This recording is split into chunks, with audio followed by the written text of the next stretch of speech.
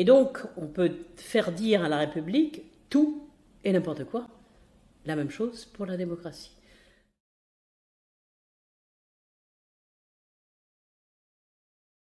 Revenons donc à l'origine, cette révolution où naissent des idées qui jamais ne se tarissent. Une idée, tant qu'elle est à l'œuvre, est signifiée par un mot. Une idée, c'est un petit peu différent d'un concept. Elle perdure jusqu'à ce qu'elle advienne. Raison pour laquelle aujourd'hui encore on parle de démocratie, on parle de liberté, parce que la liberté est toujours en devenir, la démocratie est toujours en devenir, et les mots sont les mêmes parce que l'idée qui les sous-tend est toujours à l'œuvre.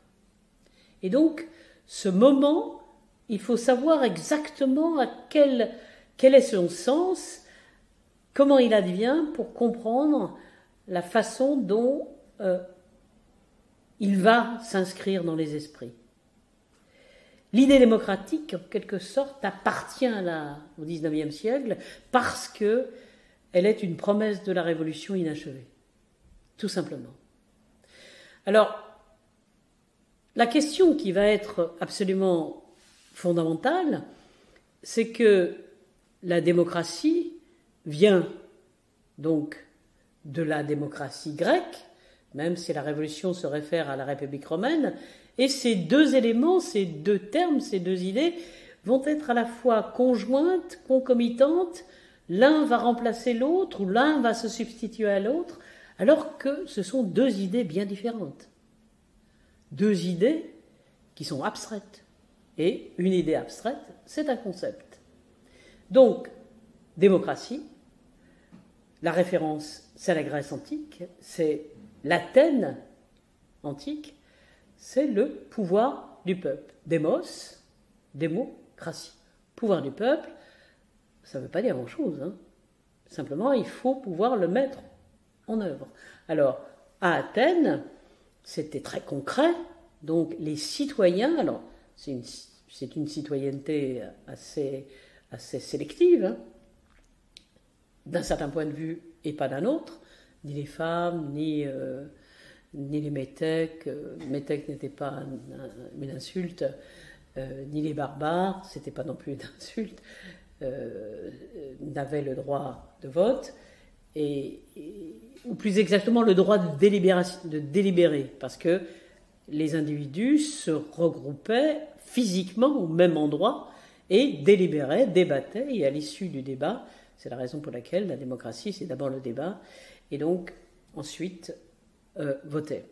Et puis, cette démocratie, donc, c'est une idée qui tourne et qui court un peu partout à ce moment-là.